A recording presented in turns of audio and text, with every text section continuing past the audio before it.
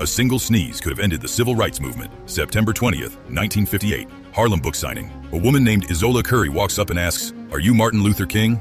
He says yes. She plunges a 7-inch steel letter opener into his chest. It stops at the edge of his aorta. But here's the terrifying part. Doctors told him if he sneezed even once, he'd drown in his own blood.